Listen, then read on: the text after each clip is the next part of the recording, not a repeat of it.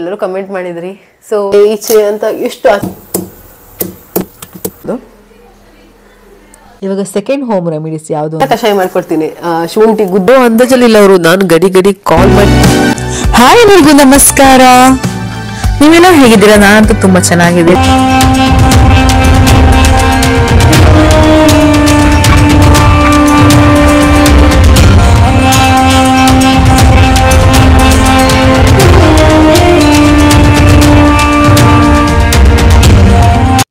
Hello friends, welcome back to my YouTube channel. Yes, ಇವತ್ತಿನ vlog ಅಲ್ಲಿ ಗೊತ್ತಾ friends, ಇವತ್ತು ನನಗೆ ಹುಷಾರಿಲ್ಲ ಅಂತ ಲಾಸ್ಟ್ ವ್ಲಾಗ್ ಅಲ್ಲೇ ಹೇಳಿದ್ದೆ. ಎಸ್, ಇವಾಗ ಸ್ವಲ್ಪ ಕಡಿಮೆ ಆಗಿದೆ. ನಾನು ಏನು ಹೋಮ್ ರೆಮಿಡಿ ಮಾಡಿದ್ದೆ ಅಂತ ಇವತ್ತು ನಿಮಗೆ ಹೇಳಬೇಕು ಅಂತ. ನನ್ನ ಅಜ್ಜಿ ಯಾವಾಗಲೂ ಮೊದಲೆಲ್ಲ, ಇವಾಗ ಅಜ್ಜಿ ಇಲ್ಲ, ನಮ್ಮನ್ನು ಬಿಟ್ಟು ಹೋಗಿದ್ದಾರೆ, ತುಂಬ ವರ್ಷನೇ ಆಯಿತು. ನಾವು ಕಾಲೇಜ್ ಹೋಗೋ ಟೈಮಲ್ಲೆಲ್ಲ ಅವರು ಕಷಾಯ ಮಾಡಿಕೊಂಡು ಕುಡಿತಾ ಇದ್ರು. ಸೊ ಅದನ್ನು ನಾನು ಅಷ್ಟೇ ಅದನ್ನೇ ಕಂಟಿನ್ಯೂ ಮಾಡೋದು. ಡಾಕ್ಟರ್ ಶಾಪ್ ಅಥವಾ ಏನು ಡಾಕ್ಟರ್ನ ಕನ್ಸಲ್ಟ್ ಅಂತೂ ಮಾಡೋದೇ ಇಲ್ಲ ಫ್ರೆಂಡ್ಸ್. ಇದು ಕಷಾಯ ಒಂದು ಮಾಡಿಕೊಂಡು ನಾವು 2 ದಿನ ಕುಡಿಬೋದು, ಜಾಸ್ತಿ ಮಾಡ್ಕೊಂಡ್ರೆ 2 ದಿನ ಬಿಸಿ ಬಿಸಿ ಮಾಡ್ಕೊಂಡು ಕುಡಿತಾನೆ ಇರ್ಬೋದು. ಸೊ ನಮ್ಮ ಅಜ್ಜಿ ಮಾಡೋಂತಹ ಕಷಾಯನ ನಾನು ನಿಮ್ಗೆ ಇವತ್ತು ತೋರಿಸ್ತಾ ಇದ್ದೀನಿ. ತುಂಬ ಸಿಂಪಲ್, ಮನೇಲಿರುವಂತಹ ಐಟಮ್ಗಳಿಂದನೇ ಮಾಡುವಂಥ ಕಷಾಯ, ತುಂಬ ಸಿಂಪಲ್. ಎಸ್, ರೆಡಿನಾ? ಮಾಡೋಣ. ಎಸ್, ಹಾಗೆ ಯಾರು ಇನ್ನು ನನ್ನ ಚಾನಲ್ನ ಸಬ್ಸ್ಕ್ರೈಬ್ ಮಾಡಿಲ್ಲ ಅವರು ಸಬ್ಸ್ಕ್ರೈಬ್ ಮಾಡಿ, ಹಾಗೆ ಬೆಲ್ ಐಕನ್ನ ಕ್ಲಿಕ್ ಮಾಡೋಣ ಮರಿಬೇಡಿ. ಯಾರೆಲ್ಲ ಆಲ್ರೆಡಿ ಸಬ್ಸ್ಕ್ರೈಬ್ ಆಗಿದ್ದೀರಾ ಅವ್ರು ಲೈಕ್ ಮಾಡಿ, ಶೇರ್ ಮಾಡಿ, ಕಾಮೆಂಟ್ ಮಾಡಿ. ಎಸ್ ಫ್ರೆಂಡ್ಸ್, ಇವತ್ತು ಎಸ್ ಓಕೆ, ಯಾವಾಗಲೂ ಜಾಸ್ತಿ ಯೂಸ್ ಮಾಡ್ತೀನಿ, ಹಾಗೆ ಸೊ ಅಂತ ಜಾಸ್ತಿ ಯೂಸ್ ಮಾಡ್ತೀನಿ. ಲಾಸ್ಟ್ ನಾನು ಫೇಸ್ ಪ್ಯಾಕ್ದು, ನನ್ನ ಸ್ಕಿನ್ ಸೀಕ್ರೆಟು ಅಂತ ಫೇಸ್ ಪ್ಯಾಕ್ದು ವ್ಲಾಗ್ ಮಾಡಿದ್ನಲ್ಲ, ಸೊ ಅದರಲ್ಲಿ ಎಲ್ಲರೂ ಕಮೆಂಟ್ ಮಾಡಿದ್ರಿ ಸೊ ಜಾಸ್ತಿ ಯೂಸ್ ಮಾಡ್ತೀರಾ ಅಂತ. ಸೊ ಮತ್ತೆ ಯೂಸ್ ಮಾಡಿದೆ. ನೀವೆಲ್ಲರೂ ತುಂಬ ನೋಟಿಸ್ ಮಾಡಿದ್ದೀರಾ, ತುಂಬ ಅಬ್ಸರ್ವ್ ಮಾಡಿದ್ದೀರಾ ನನ್ನ ವ್ಲಾಗನ್ನು ಅಂತ, ಖುಷಿ ಆಯಿತು. ಸೊ ಅಯ್ಯೋ ಮತ್ತೆ ಯೂಸ್ ಮಾಡ್ತಾ ಇದ್ದೀವಿ. ಸೊ ಅದೆಲ್ಲ ಮತ್ತೆ ಅಂತ ಹೇಳ್ತೀವಿ. ನೀವು ಅದನ್ನೆಲ್ಲ ಹೇಳಿದ್ದೀರಾ ಕಮ್ಮಿ ಮಾಡಿ ಅಂತ. ತುಂಬ ಆಯಿತು, ವ್ಲಾಗಲ್ಲಿ ಫುಲ್ ಸೊ ಅಂತ ಆಯಿತು ಅಂತ. ಸೊ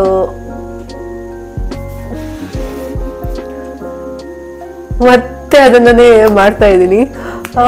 ಇರಲಿ, ನಾನು ಅದನ್ನು ಬಳಸ್ತಾ ಇರ್ತೀನಿ ಅನ್ಸುತ್ತೆ ಮಧ್ಯ ನನಗೆ ಗೊತ್ತಿರಲಿಲ್ಲ ನಾನು ಅದನ್ನು ಅಷ್ಟು ಬಳಸ್ತೀನಿ ಅಂತ. ನೀವು ಹೇಳಿದ್ರಿಂದ ಗೊತ್ತಾಯಿತು, ನನಗೆ ಗೊತ್ತಿಲ್ಲ ನಾನು ಅಷ್ಟು ಯೂಸ್ ಮಾಡ್ತಿದ್ದೀನಿ ಅಂತ.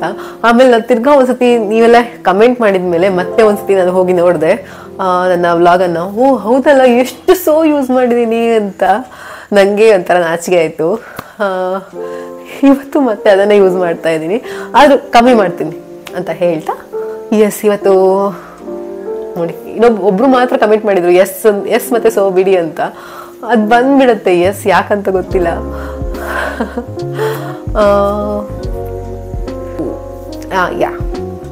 ಸಂಡೇ ಅಲ್ವಾ, ಸೊ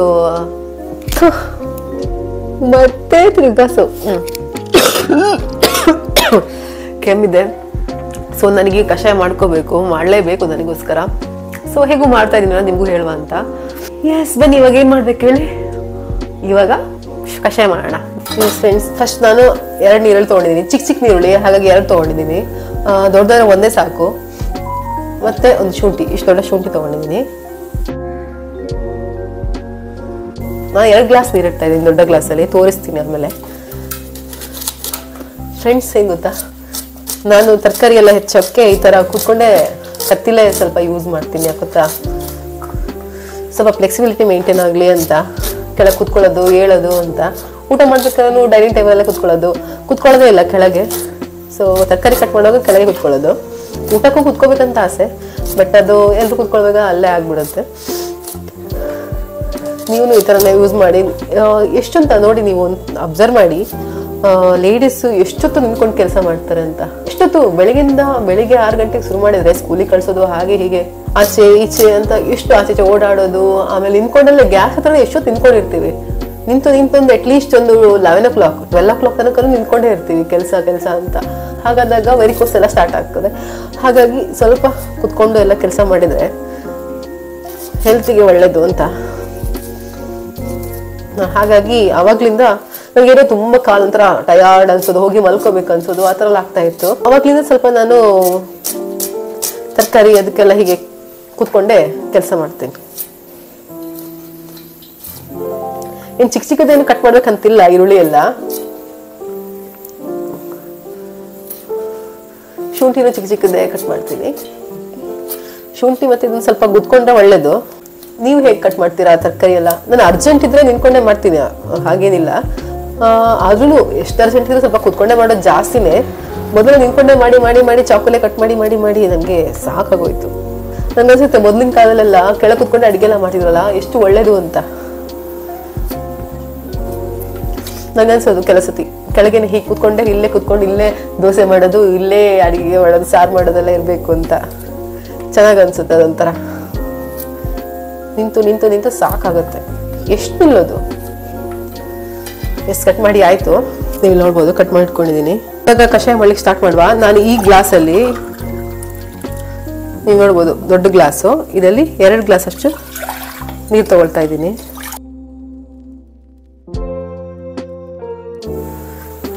ಇದನ್ನ ಕುದಿಸ್ಕೊಳ್ತಾ ಇದ್ದೀನಿ.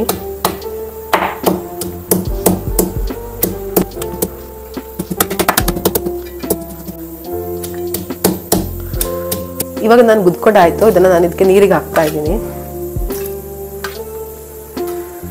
ಇವಾಗ ಫ್ರೆಂಡ್ಸ್ಗೆ ಕಾಳು ಮೆಣಸು ಹಾಕಬೇಕು. ನಾನು ಒಂದಿಷ್ಟು ಕಾಳು ಮೆಣಸು ಹಾಕೊಳ್ತಾ ಇದ್ದೀನಿ.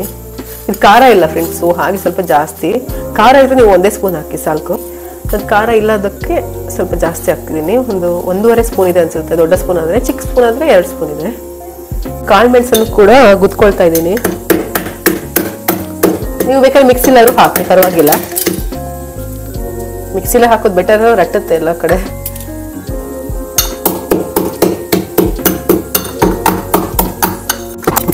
ಹುಡಿ ಆಗಿದೆ. ಇವಾಗ ಕಾಳು ಮೆಣಸನ್ನ ಹಾಕ್ತಾ ಇದ್ದೀನಿ. ನಮ್ಮ ಅಜ್ಜಿ ಇದಕ್ಕೆ ಮಜ್ಜಿಗೆ ಸೊಪ್ಪು ಅಂತ ಸಿಕ್ಕುತ್ತೆ, ಅದನ್ನ ಹಾಕ್ತಾ ಇದ್ರು. ಇದಕ್ಕೆ ಮಜ್ಜಿಗೆ ಸೊಪ್ಪು ಅಥವಾ ಲೆಮನ್ ಗ್ರಾಸ್ ಅಂತ ಹೇಳ್ತಾರೆ. ತುಂಬಾ ಇಮ್ಯುನಿಟಿ ಬೂಸ್ಟರ್ ಅಂತ ನೋಡಿ ಇದು. ನಂಗೆ ಇವಾಗ ಎಲ್ಲೂ ಸಿಗೋದಿಲ್ಲ, ಸೊ ನಾನು ಅದನ್ನ ಹಾಕ್ತಾ ಇಲ್ಲ. ಇದಿಷ್ಟು ಮಜ್ಜಿಗೆ ಸೊಪ್ಪು ಹಾಕಿ ಆಮೇಲೆ ಬೆಲ್ಲ ಹಾಕಿ ಕುಸಿದ್ರೆ ಕಷಾಯ ರೆಡಿ. ಈಗ 2 ಗ್ಲಾಸ್ ಇಟ್ಟಿನಿಲ್ಲ, ಅದು 1 ಗ್ಲಾಸ್ ಆಗಬೇಕು. ಅಷ್ಟು ತನಕ ಅದು ಫಸ್ಟು ಕುದಿಯೋ ತನಕ ನೀವು ಫಾಸ್ಟ್ ಇಡಿ. ಆಮೇಲೆ ಕುದಿಯಕ್ಕೆ ಶುರು ಆದಮೇಲೆ ಅದನ್ನು ಸ್ಲೋ ಇಡಿ ಗ್ಯಾಸ್ನ. ಇವಾಗ ಕುದಿಯಕ್ಕೆ ಸ್ಟಾರ್ಟ್ ಆಯಿತು, ಸೊ ನಾನು ಹಾಗೆ ಸ್ಲೋ ಇಟ್ಟಿದ್ದೀನಿ. ಮಜ್ಜಿಗೆ ಸೊಪ್ಪು ಈಗ ಸಿಗೋದಿಲ್ಲ, ಇದನ್ನು ವರ್ಕ್ ಆಗುತ್ತೆ. ನಾನು ಇದಕ್ಕೆ ನಮ್ಮ ಅಜ್ಜಿ ಇಷ್ಟೇ ಮಾಡ್ತಿದ್ದು, ಇದಕ್ಕೆ ಮಜ್ಜಿಗೆ ಸೊಪ್ಪು ಹಾಕ್ತಾ ಇದ್ರು, ಅಷ್ಟೇ ಮಾಡ್ತಾ ಇದ್ದಿದ್ದು. ನಾನು ಇದಕ್ಕೆ ಸ್ವಲ್ಪ ಆಲ್ಟರ್ ಮಾಡಿದ್ದೀನಿ. ಇದಕ್ಕೆ ಸ್ವಲ್ಪ ಅರಿಶಿನ ಹಾಕೊಂತಿದ್ದೀನಿ, 1/4 ಸ್ಪೂನು. ಹಾಗೇನೆ ಇದಕ್ಕೆ ಕೊತ್ತಂಬರಿ ಕಾಳನ್ನು ಕೂಡ ಹಾಕ್ತಾ ಇದ್ದೀನಿ. ಯಾಕಂದರೆ ಶುಂಠಿ ಎಲ್ಲ ಸ್ವಲ್ಪ ಹೀಟ್ ಆಗಿರೋದ್ರಿಂದ ನಮಗೆ ಯಾವಾಗಲೂ ಜಾಸ್ತಿಯಾಗಿ ನಮಗೆ ಏನು ಕೆಮ್ಮು ನೆಗಡಿ ಎಲ್ಲ ಬರೋದು ಹೀಟ್ ಆದಾಗ, ಬಾಡಿ ಹೀಟ್ ಆದಾಗ, ಇಲ್ಲಾಂದರೆ ವೆದರ್ ಚೇಂಜ್ ಆದಾಗ, ನಾವು ಒಂದು ಪ್ಲೇಸಿಂದ ಇನ್ನೊಂದು ಪ್ಲೇಸ್ ಹೋದಾಗ, ಅಥವಾ ಈ ಕ್ಲೈಮೇಟ್ ಚೇಂಜ್, ಈಗ ಬೇಸಿಗೆಗಾಲದಿಂದ ಚಳಿಗಾಲ, ಆ ಟೈಮಲ್ಲಿ ಕೆಮ್ಮು ಬರುತ್ತೆ. ಇಲ್ಲಾಂದರೆ ಬೇಸಿಗೆಗಾಲ ಮುಗ್ದು ಮಳೆಗಾಲ ಬರೋ ಟೈಮಲ್ಲಿ, ಆ ಥರ ವೆದರ್ ಚೇಂಜ್ ಆಗುವಾಗ ಬರುತ್ತೆ ಕೆಮ್ಮು. ಸೊ ಜಾಸ್ತಿಯಾಗಿ ಬರೋದು ಬಾಡಿ ಹೀಟ್ ಆದ್ರಿಂದ. ಸೊ ಅದಕ್ಕೋಸ್ಕರ ಸ್ವಲ್ಪ ನಾನು ಕೊತ್ತಂಬರಿ ಕಾಳನ್ನು ಕೂಡ ಇದಕ್ಕೆ ಹಾಕ್ತಾ ಇದ್ದೀನಿ. 1/4 ಸ್ಪೂನ್ ಅಷ್ಟು ಅರಿಶಿನ ಹಾಕ್ಕೊಳ್ತಾ ಇದ್ದೀನಿ.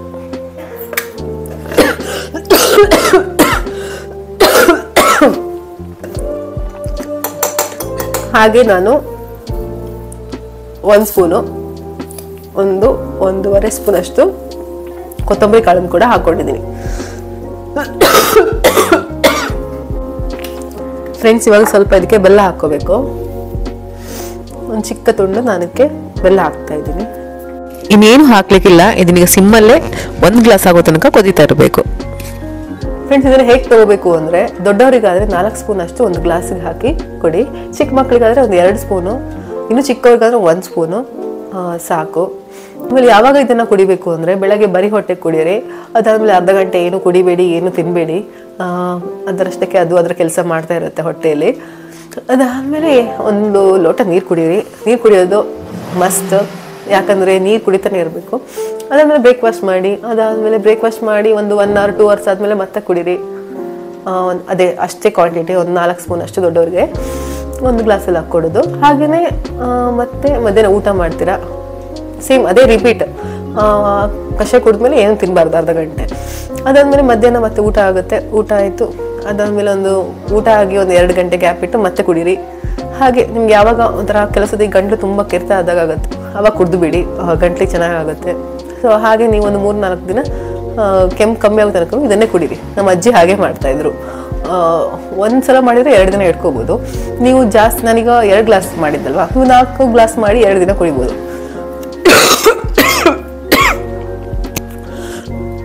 ನೋಡಿ ಈಗ ಮಾತಾಡಿದ್ರೆ ಸಾಕು ಕೆಮ್ಮು ಬರುತ್ತೆ. ಏನಾಗುತ್ತೆ ಅಂದರೆ ಕಫ ಎಲ್ಲ ಬ್ಲಾಕ್ ಆಗುತ್ತೆ, ಇಲ್ಲೆಲ್ಲ ತಲೆನೋವು ಬಂದ್ಬಿಡುತ್ತೆ, ಒಂದೇ ಸೈಡ್ ತಲೆನೋವು, ಎಲ್ಲ ತಲೆ ಭಾರ ಆ ಥರದ್ದು ಆಗುತ್ತೆ. ಆಮೇಲೆ ಮೂಗೆಲ್ಲ ಬ್ಲಾಕ್ ಆಗಿಬಿಡುತ್ತೆ. ಸಡನ್ನಾಗಿ ನಮಗೆ ಕಫ ನೀರಾಗಬೇಕು ಅಂದರೆ ಏನು ಮಾಡಬೇಕು ಅಂದರೆ ಒಂದು ಗ್ಲಾಸ್ಗೆ ಒಂದು ಉಗುರು ಬೆಚ್ಚಕ್ಕಿಂತ ಸ್ವಲ್ಪ ಜಾಸ್ತಿ ಬಿಸಿ ಇರಲಿ, ತುಂಬ ಜಾಸ್ತಿ ಬೇಡ. ಅದಕ್ಕೊಂದು 2 ಸ್ಪೂನು ಜೇನುತುಪ್ಪ ಹಾಕಿ ಬಿಸಿನೀರಲ್ಲಿ ಕುಡಿಯಿರಿ ಕಲಿಸ್ಬಿಟ್ಟು. ಒಳ್ಳೆ ಆಗುತ್ತೆ, ಕಫ ನೀರಾಗಿಬಿಡುತ್ತೆ, ಬಾಯಲ್ಲೇ ಕಫ ಬಂದುಬಿಡುತ್ತೆ ಆ ಥರ. ಮಕ್ಕಳಿಗಾದರೆ 1 ಸ್ಪೂನ್ ಸಾಕು, ಒಂದು ಚಿಕ್ಕ ಗ್ಲಾಸು. ನಾನು ಈಗ ತೋರಿಸ್ತೀನಿ ಹೇಗೆ ಮಾಡೋದು ಅಂತ. ಇದು ನನಗೆ ನನ್ನ ಕೋ ಸಿಸ್ಟರ್ ಹೇಳಿದ್ದು, ತುಂಬ ಒಳ್ಳೆ ವರ್ಕ್ ಆಯಿತು ನನಗೂ. ಮೊನ್ನೆ ಫುಲ್ ಬ್ಲಾಕ್ ಆಗಿತ್ತು ತಲೆ, ಹೀಗೆ ಕೆಳಗೆ ಮಾಡೋಕ್ಕಿಲ್ಲ ಮೇಲ್ ಮಾಡೋಕ್ಕಿಲ್ಲ, ಅಷ್ಟು ತಲೆನೋವು ಬರ್ತಾ ಇತ್ತು. ಅವಾಗ ಅದು ಮಾಡ್ಕೊಂಡು ಕುಡಿದೆ, ಕಫ ಬರ್ತಾನೆ ಇರಲಿಲ್ಲ. ಕೋಲ್ಡ್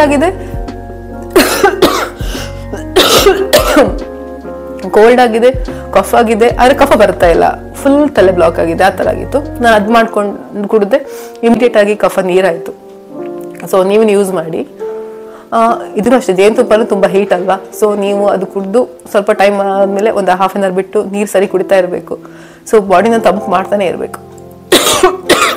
ಫ್ರೆಂಡ್ಸ್ ನೋಡಿ, ಇದು ಚಿಕ್ಕ ಲೋಟದಲ್ಲಿ 1 ಲೋಟದಷ್ಟು ಬಿಸಿನೀರು ತಗೊಳ್ಳಿ. ಬಿಸಿನೀರು ತುಂಬ ಬಿಸಿ ಇರಬಾರ್ದು, ಅದು ಕೊಯ್ತಾ ಇರಬಾರ್ದು, ಉಗುರು ಬೆಚ್ಚಕ್ಕಿಂತ ಸ್ವಲ್ಪ ಜಾಸ್ತಿ ಇರಲಿ. ಅಷ್ಟು ನೀರಿಗೆ 1 ಸ್ಪೂನ್ ಅಷ್ಟು ಜೇನುತುಪ್ಪ ಹಾಕಿ ಮಕ್ಳಿಗೆ ಕೊಡಿ ಕಲಿಸ್ಬಿಟ್ಟು. ದೊಡ್ಡವ್ರಿಗಾದರೆ 2 ಸ್ಪೂನ್ ಅಷ್ಟು ಜೇನುತುಪ್ಪ ಹಾಕಿ 1 ಲೋಟದಲ್ಲಿ ನೀರು ಕೊಡಿ.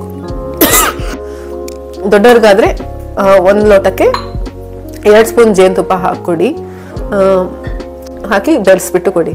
ಬೇಗ ಇಮಿಡಿಯೇಟ್ ಆಗಿ ರಿಸಲ್ಟ್ ಸಿಗುತ್ತೆ, ಕಫ ನೀರಾಗ್ಬಿಡುತ್ತೆ. ಫ್ರೆಂಡ್ಸ್ ಜೇನುತುಪ್ಪನ ಯಾವಾಗಲೂ ತುಂಬ ಬಿಸಿ ನೀರಿಗೆ ಹಾಕಬಾರ್ದು ಅಥವಾ ಬಿಸಿ ಮಾಡಲೂಬಾರ್ದು. ಯಾಕಂದರೆ ಜೇನುತುಪ್ಪ ಇರುವಂತಹ ಪದಾರ್ಥಗಳು ವಿಷ ಆಗಿ ಕನ್ವರ್ಟ್ ಆಗ್ತದಂತೆ. ಸೊ ಹಾಗೆ ಲೈಟ್ ಬಿಸಿ ಮಾಡ್ಕೋಬೋದು, ಏನೂ ಆಗಲ್ಲ. ತುಂಬ ಒಳ್ಳೆ ರಿಸಲ್ಟ್ ಸಿಗ್ತದೆ ನೋಡಿ, ನನಗೂ ಮೊನ್ನೆ ಒಳ್ಳೆ ರಿಸಲ್ಟ್ ಸಿಕ್ತು. ಸೊ ನೀವು ಇದನ್ನು ಟ್ರೈ ಮಾಡಿ ನೋಡಿ. ಜೇನುತುಪ್ಪ ನೀರಲ್ಲಿ ಹಾಕ್ಕೊಟ್ಟ ದಿನ ಅಂತೂ ನೀವು ಸರಿಯಾಗಿ ಆ ದಿನ ಫುಲ್ ಸರಿ ಬಾಡಿ ಹೈಡ್ರೇಟ್ ಆಗಿರಬೇಕು, ತುಂಬ ನೀರು ಕುಡಿಬೇಕಾಗತ್ತೆ, ಯಾಕಂದರೆ ತುಂಬ ಬಾಡಿ ಹೀಟ್ ಆಗುತ್ತೆ. ಸೊ ಕೆಮ್ಮು ಕಫ ಇದ್ದಾಗ ತುಂಬ ತಲೆನೋವು ಆಯಿತು ಅಂದರೆ ನೀವು ಡೋಲೋ ತೊಗೊಂಡ್ಬಿಡ್ತೀರಾ. ನೀವು ಖಂಡಿತ ತೊಗೊಳ್ಳಿಕ್ಕೆ ಹೋಗ್ಬಿಡಿ, ನೀವು ಈ ಥರ ಜೇನುತುಪ್ಪದ್ದು ಮಾಡ್ಕೊಂಡು ಕುಡೀರಿ, ಬೇಗ ಇಮಿಡಿಯೇಟಾಗಿ ಕಫ ನೀರಾಗಿ ಎಲ್ಲ ಕ್ಲಿಯರ್ ಆಗುತ್ತೆ ತಲೆನೋವು. ನನಗೆ ಹಾಗೆ ಆಯಿತು. ಡೋಲೋ ತೊಗೊಂಡ್ರು ಬರೀ ಹೊಟ್ಟೆ ತೊಗೋಬೇಡಿ, ಊಟ ಆದಮೇಲೆಲ್ಲ ತೊಗೊಳ್ಳಿ. ಯಾಕಂದರೆ ಲಾಸ್ಟ್ ಟೈಮು ಒಬ್ರು ಯಾರೋ ಕಾಶ್ಮೀರಕ್ಕೆ ಹೋಗಿದ್ರಂತೆ, ಅವರು ಹನಿಮೂನಿಗೆ ಹೋದಾಗ ಅಲ್ಲಿ ತಲೆನೋವು ಜ್ವರ ಬಂತು ಅಂತ ಅವರು ಮಾತ್ರೆ ತೊಗೊಂಡಿದ್ದಾರೆ. ಅವ್ರು ಬಹುಶಃ ಅದು ಗೊತ್ತಿಲ್ಲ ಊಟ ಮಾಡಿ ತೊಗೊಂಡಿದ್ದಾರೆ ಏನಂತ. ಹನಿಮೂನಿಂದ ಬಂದಮೇಲೆ ಅವಳದು ಕಿಡ್ನಿ ಎಲ್ಲ ಫೇಲ್ಯೂರ್ ಆಗಿ ಅವಳು ಸತ್ತೋದ್ಲಂತೆ. ಸೊ ಹಾಗೆ ತುಂಬ ಡೇಂಜರ್ ಡೋಲೋ ಎಲ್ಲ ತೊಗೊಳ್ಳೋದು, ಆದಷ್ಟು ಕಮ್ಮಿ ಮಾಡಿ ಮಾತ್ರೆಗಳೆಲ್ಲ ತೊಗೊಳ್ಳೋದು. ಫ್ರೆಂಡ್ಸ್ ಆಯ್ತು, ಇವಾಗ ಕಷಾಯ ರೆಡಿ ಆಗಿದೆ, ನೀವು ನೋಡ್ಬೋದು ಅರ್ಧದಷ್ಟು ಆಗಿದೆ. ನೋಡ್ತಾ ಇರಿ ಲಾಸ್ಟ್. ಆಮೇಲೆ ನೀವು ತುಂಬ ಹೊತ್ತು ಬೇಕಲ್ಲ ಅಂತ ಹೊರಗಡೆ ಇದ್ದರೆ ಇದು ಆರು ಹೋಗುತ್ತೆ, ಆಮೇಲೆ ಚೆಕ್ ಮಾಡ್ತಾ ಇರಿ. ಇವಾಗ 2 ಗ್ಲಾಸ್ ಇದ್ದು 1 ಗ್ಲಾಸ್ ಆಗಿದೆ. ಇವಾಗ ಕಷಾಯ ಕುಡಿಯೋಣ.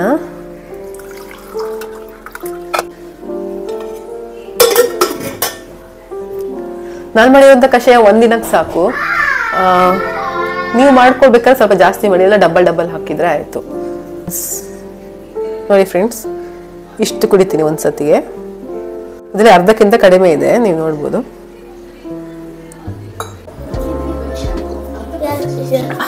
ಬೇಕಂದ್ರೆ ಸ್ವಲ್ಪ ಕುಡಿತೀಯಾ?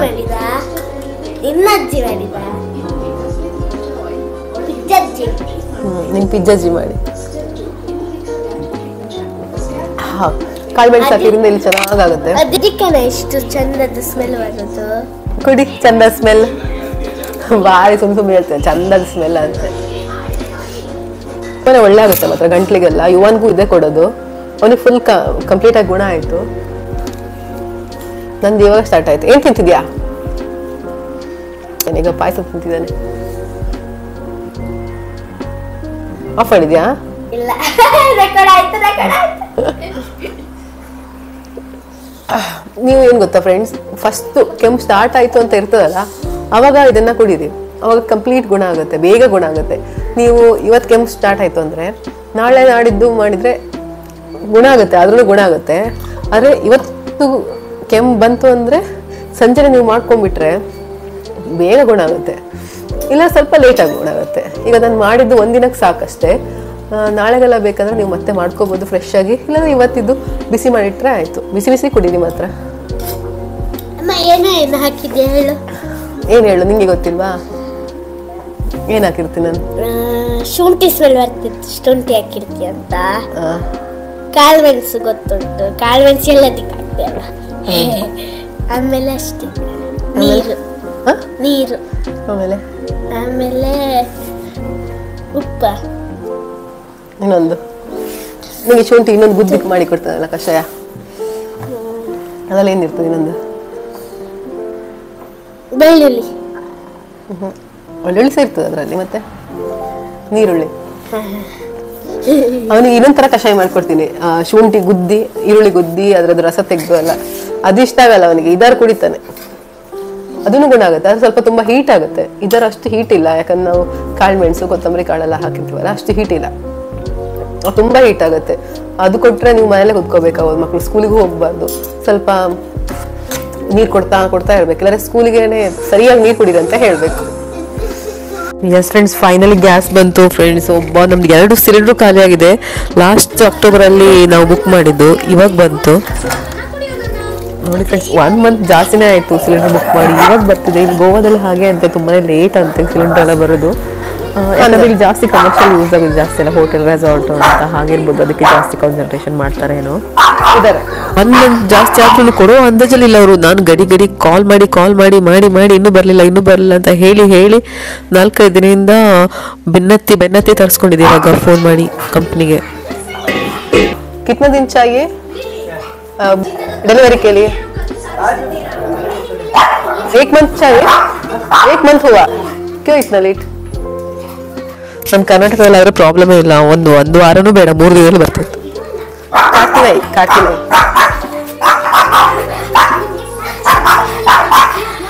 ಮನೆಯೆಲ್ಲ ಮೆಸ್ಸಿ ಆಗಿದೆ, ಇವನಿಗೆ ರಜೆ ಅಲ್ವಾ.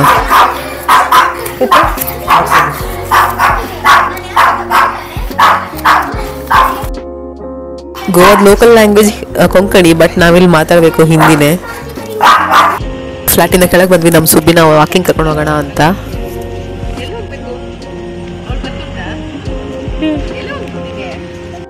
ಆಚೆ ಹೋಗ್ಬೇಕಂತ. ಎಲ್ಲಿ ಹೋಗ್ಬೇಕು ಸುಬ್ಬಿ?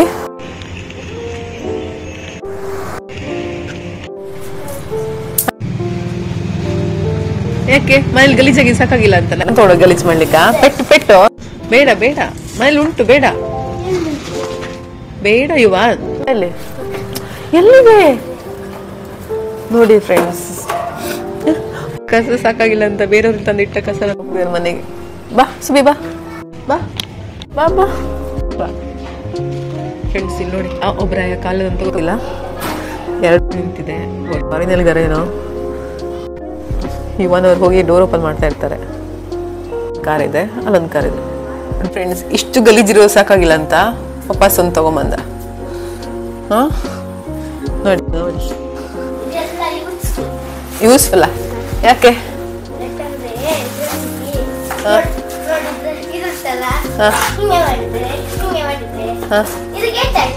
ಏನಾಯ್ತು? ಗೇಟಾ?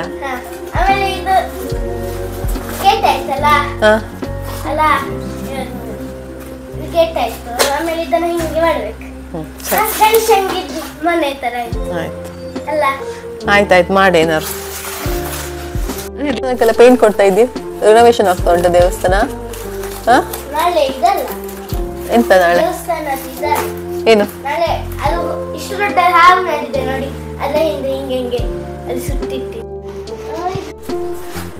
ಇದು ಹಾವ?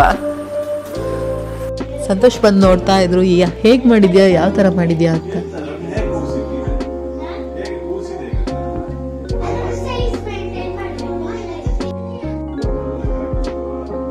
ಎಸ್, ಓಕೆ ಫ್ರೆಂಡ್ಸ್, ಈ ವ್ಲಾಗ್ ಇಷ್ಟ ಆದರೆ ಲೈಕ್ ಮಾಡಿ, ಶೇರ್ ಮಾಡಿ, ಕಮೆಂಟ್ ಮಾಡಿ, ಸಬ್ಸ್ಕ್ರೈಬ್ ಮಾಡಿ.